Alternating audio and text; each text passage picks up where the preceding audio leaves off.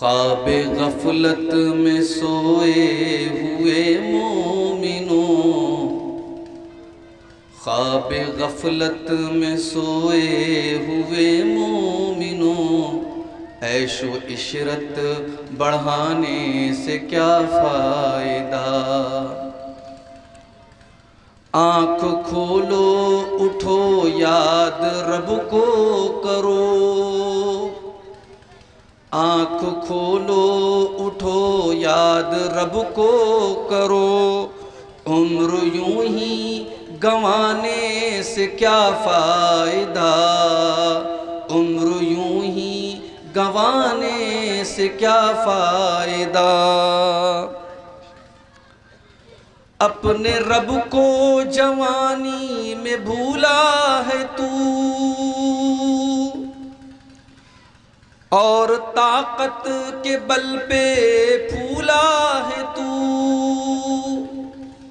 अपने रब को जवानी में भूला है तू, और ताकत के बल पे फूला है तू। जब जवानी ढलेगी तो पछताएगा, जब जवानी ढलेगी तो पछताएगा। ऐसे रोने रुलाने से क्या फ़ायदा, ऐसे रोने रुलाने से क्या फ़ायदा। था हुकूमत का फिरऔन को भी नशा, जुल्म पर जुल्म खिलकत पे करता रहा। था हुकूमत का फिरऔन को भी नशा, जुल्म पर जुल्म खिलकत पे करता रहा। जब समुंदर में डूबा तो कहने लगा, जब समुंदर में डूबा तो कहने लगा,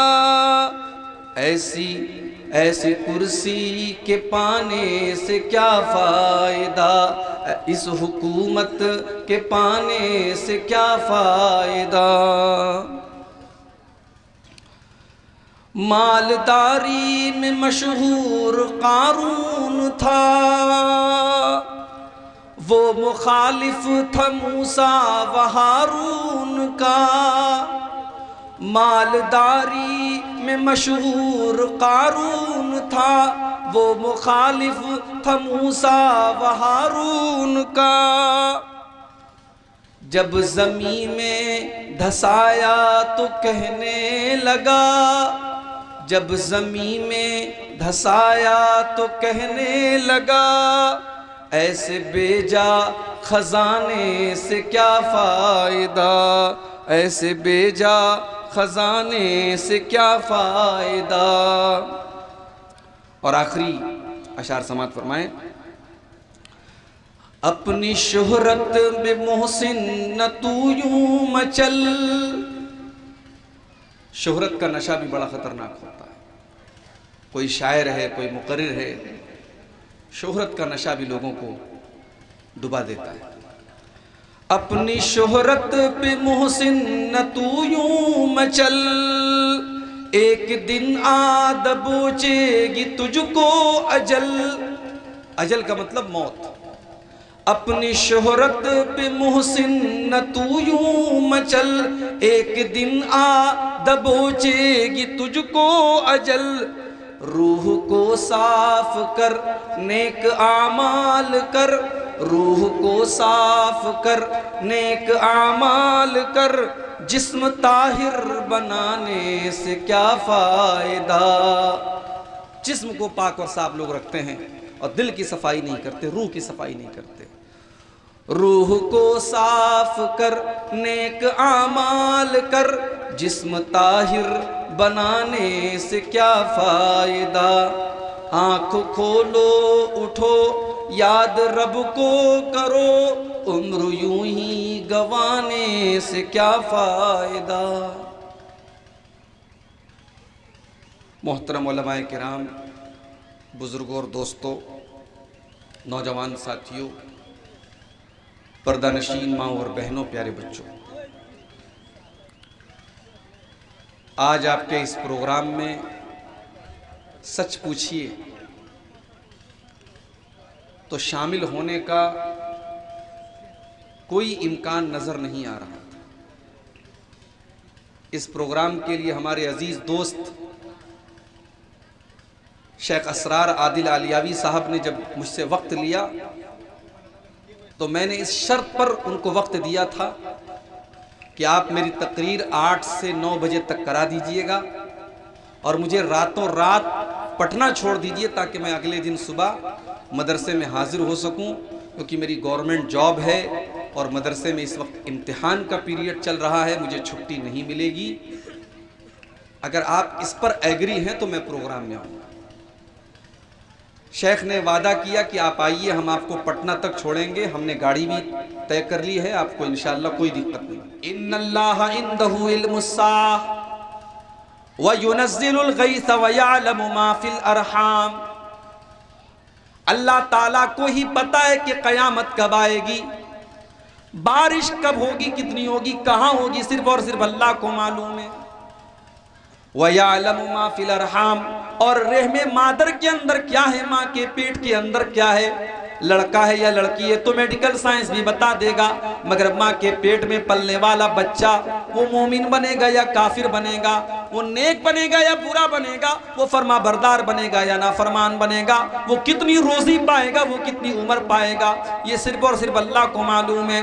व यअलमु मा फिल अरहाम, रहमे मादर के अंदर क्या है ये सिर्फ और सिर्फ अल्लाह को मालूम है। वमा तदरी नफ्सुम माज़ा तक्सिबु गदा, और कोई नहीं जानता कि वो कल क्या करेगा। वमा तदरी नफ्सुम बिअय्यि अर्ज़िन तमूत, और कोई नहीं जानता कि वो कहाँ मरेगा, कल क्या होने वाला है कोई नहीं जानता, और किसको कहाँ मौत आने वाली है ये भी कोई नहीं जानता। ये तो कन्फर्म है कि मौत आएगी, लेकिन कब आएगी और कहाँ आएगी। हादसे के टाइम जब मैं सोचने लगा कि या अल्लाह अगर मुझे यहाँ मौत आई होती तो पता नहीं, अभी मौलाना अब्दुल रहमान साहब हमारे दोस्त, उनका हादसा हुआ मुंबई के अंदर, उनकी लाश आप देखिए, चेहरा किस तरीके से उनका सर फटा हुआ है और हाथ और पैर का क्या हाल है। अल्लाह ऐसी मौत किसी को न दे मेरे भाई कि जिस्म के हिस्सों को इकट्ठा करके घर वालों के सामने जब लाया जाए तो घर वाले सब्र न कर सकें और बर्दाश्त न कर सकें। मौत तो उनको भी आती है जो बिस्तर पे अपने घर पे मरते हैं, और मौत उनको भी आती है जो परदेश में मरते हैं, मगर परदेश की मौत और घर वालों से दूर की जो मौत होती है उस मौत में ज्यादा तकलीफ होती है। कोई नहीं जानता कि वो कब और कहां मरेगा, लेकिन इंसान कितना गाफिल है मेरे भाई, ये जानने के बावजूद कि मौत आएगी और ये जानने के बावजूद कि हमें नहीं मालूम कि मौत कब और कहां आएगी, इंसान लंबे चौड़े प्लान बनाता है कि हम ये करेंगे, हम वो करेंगे। सामान 100 बरस का है, पल की खबर नहीं। इंसान को ये तो पता नहीं कि वो कल जिंदा रहेगा भी कि नहीं रहेगा, और वो 100 बरस की प्लानिंग करके बैठा है, वो जमीन और जायदाद और ये और वो बना के बैठा है, और वो ये भी नहीं जानता कि वो कल जिंदा रहेगा कि नहीं।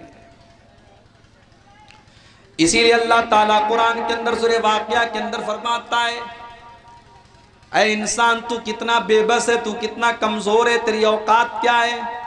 तू अगर अपनी औकात को देखना चाहता है इंसान, तू अपनी मौत के ऊपर गौर कर। ऐ इंसान तू अपनी मौत के ऊपर गौर कर, जब तेरी मौत का टाइम आता है। अल्लाह फरमाता है, फलौला इज़ा बलगतिल हुल्कूम व अंतुम हीनइज़िन तंजुरून। मेरे बंदो, जब तुम्हारी मौत का टाइम आता है और तुम्हारी रूह तुम्हारे हलक से निकलने वाली होती है, तुम्हारी रूह निकल करके हलक तक पहुंच जाती है, व अंतुम हीनइज़िन तंजुरून, और तुम देखते हो कि मरने वाला तुम्हारी आंखों के सामने मर रहा है। बाप की रूह निकल रही है, बेटा देख रहा है, शौहर का इंतकाल हो रहा है, बीवी बैठी है चारपाई के पास, लेकिन बीवी चाह करके भी अपने शौहर को नहीं बचा सकती। बेटा अपने बाप को नहीं बचा सकता, बाप अपने बेटे को नहीं बचा सकता। इंसान तो कितना बेबस और लाचार है, ये तुझे तेरी मौत बताती है। जितनी भी दौलत आपके पास आ जाए, जितने भी पैसे आ जाएं, जितने बड़े बड़े डॉक्टरों से आप कांटेक्ट कर लें, अगर मौत का टाइम आ गया है तो दुनिया के बड़े बड़े डॉक्टर भी आकर के कह देंगे साहब अब इनको दुआ की जरूरत है, इनको दवा की जरूरत नहीं है, अब हम इनको बचा नहीं सकते, इनकी जिंदगी हमारे हाथ में नहीं है। फलौला इज़ा बलगतिल हुल्कूम व अंतुम हीनइज़िन तंजुरून, मेरे बंदो जब जान हलक तक पहुंच जाती है और तुम देखते हो कि सामने वाला मरने की कगार पर है, फलौला इन कुंतुम गैर मदीनीन तरजिऊनहा इन कुंतुम सादिकीन। मेरे बंदो अगर तुम्हें ऐसा लगता है कि उस मरने वाले के ऊपर किसी का कंट्रोल और पावर नहीं है, मरने वाला आजाद है, वो खुद से जिंदा हुआ है और खुद से मर जाएगा, अगर तुम्हें ऐसा लगता है तो उस मरने वाले को तुम मौत के मुंह से बचा करके दिखा दो, तुम उसकी रूह को निकलने से बचा करके दिखा दो। तुम ऐसा नहीं कर सकते, नहीं कर सकते। और ये भी याद रखिए, जिसकी रूह निकल गई दोबारा रूह वापस भी नहीं आ सकती। हमारे यहाँ जो ये अकीदा माना जाता है ना कि आत्महत्या करने के बाद आत्मा भटकती रहती है, पहली बात तो आत्मा बोलना भी नहीं चाहिए, रूह को रूह ही बोलना चाहिए, रूह को आप आत्मा नहीं बोल सकते। रूह के लिए कुरान और हदीस में रूह का लफ्ज आया है। तो मरने के बाद रूह भटकती रहती है। अगर कोई सुसाइड कर ले, आत्महत्या कर ले, ये बॉलीवुड के फिल्मों में तो हो सकता है, ये सीरियल्स में तो हो सकता है, मगर रियलिटी में ऐसा कभी नहीं हो सकता, इसलिए कि मरने के बाद किसी की रूह दुनिया में वापस नहीं आती। कुरान का 18वां पारा उठाइए, हत्ता इज़ा जा अहदहुमुल मौत क़ाल रब्बिरजिऊन। मेरे बंदो जब तुम्हारी मौत का टाइम आता है, बंदा अपने अल्लाह से कहता है कि ऐ मेरे परवरदिगार, तू एक बार मुझे दुनिया में दोबारा लौटा दे, एक मौका और दे दे, लअल्ली आमलु सालिहा, ऐ अल्लाह तू एक मौका मुझे और दे दे, मुझे दोबारा तू दुनिया में भेज दे ताकि मैं नेक अमल कर सकूं। देखिए मोहलत भी मांग रहा है बंदा, तो इसलिए नहीं मांग रहा है कि मैं मकान बना लूं, जवान बेटी की शादी कर लूं, बेटे को सरकारी नौकरी दिला दूं, कुछ खेती बाड़ी का काम रह गया उसको पूरा कर लूं, नहीं, अल्लाह से मोहलत मांग रहा है मरने के बाद। तो किसके लिए मांग रहा है? लअल्ली आमलु सालिहा, ऐ अल्लाह तू मुझे एक मौका और दे दे, मैं नेक अमल करके तुझे राज़ी कर सकूं। आज हमें और आपको जिंदगी मिली है, जवानी मिली है, हम और आप समझते हैं कि साहब बुढ़ापा आएगा तो हम नेकी कर लेंगे। अल्लाह ने दौलत दी है, हज कर सकते हैं, उम्रा कर सकते हैं, मगर नहीं करते कि अरे यार अभी तो उम्र की ही कितनी है, अभी ठीक है पैसा है मेरे पास, लेकिन अभी उम्र तो मेरी 30 साल है, 35 साल है, जब 50 के हो जाएंगे, 60 साल के हो जाएंगे, हज भी कर लेंगे, उम्रा भी कर लेंगे। 30-30 साल के जवानों को आज मौत आ रही है, 35-35 साल के जवानों को कैंसर हो रहा है, बदन के ऊपर फालिज का हमला होता है, एक तरफ की पूरी बॉडी पैरालाइज हो जाती है, मफलूज हो जाती है, और चलता फिरता इंसान अपाहिज बन जाता है। मेरे प्यारे साथियों, अगर आज अल्लाह ने आपको तंदुरुस्ती दी है तो इसकी कद्र कीजिए, इसके पहले कि आप बीमार पड़ जाएं। बड़ी जामे हदीस अल्लाह के प्यारे नबी की, मुस्तदरक अल हाकिम की सही रिवायत है। अल्लाह के प्यारे नबी जनाब मोहम्मद रसूलुल्लाह सल्लल्लाहु अलैहि वसल्लम फरमाते हैं, इग़तनिम खमसन क़ब्ल खमसिन, 5 चीज़ों की कदर करो, 5 चीज़ों की कीमत को और वैल्यू को समझो 5 चीज़ों के आने से पहले। नंबर 1, शबाबक क़ब्ल हरमिक, अपनी जवानी की कदर करो इसके पहले कि बुढ़ापा आ जाए। तुम्हारे बाल सफ़ेद हो जाएंगे, तुम्हारे बदन के ऊपर झुर्रियाँ पड़ जाएंगी, तुम ज़रा सा सीढ़ी से फिसल करके गिरोगे, तुम्हारे बदन की हड्डियाँ टूट जाएंगी, इस कदर तुम कमज़ोर हो जाओगे कि लाठी लेकर के तुमको चलना पड़ेगा। आज तुम्हारे बदन के अंदर ताकत है, आज तुम्हारे अंदर जवानी है, तो इस जवानी का तुम सही इस्तेमाल करो इसके पहले कि तुम्हारे ऊपर बुढ़ापा आ जाए। वस्सिहतक क़ब्ल सक़मिक, और दूसरी चीज अल्लाह के नबी फरमाते हैं अपनी सेहत की, अपनी तंदुरुस्ती की कदर करो इसके पहले कि तुम बीमार हो जाओ। कभी कभी मैं भी महसूस करता हूँ ये रात रात भर के जलसे, लंबे लंबे सफ़र करना, कभी खाना मिल रहा है सफ़र में, कभी नहीं मिल रहा है। कभी कभी साउथ में सफ़र में जाता हूँ, ट्रेन में 12-12 घंटे का सफ़र हो रहा है, कोई मतलब का नाश्ता भी नहीं मिल रहा है। अब साउथ में नाश्ता, हमारे यहाँ जो नाश्ता चलता है वो साउथ में थोड़ी मिलेगा। वहाँ इडली मिल रही है, बड़ा मिल रहा है, वो सब हम लोग पसंद नहीं करते। 12-12 घंटे ट्रेन पर बैठे हुए हैं, कुछ खाने को नहीं मिल रहा है। रात रात भर जलसे में जागे, उसके बाद ट्रेन पर गए, ट्रेन पर स्लीपर में टिकट मिला, एसी में नहीं मिल पाया, स्लीपर में जनरल बना हुआ है, त्यौहार का मौका है, ढंग से बैठ नहीं सकते, सोना तो बड़ी दूर की बात है। ये सारे हालात हम लोग जब फेस करते हैं मेरे भाइयों, तो एहसास होता है कि हम अपनी सेहत पर जुल्म कर रहे हैं।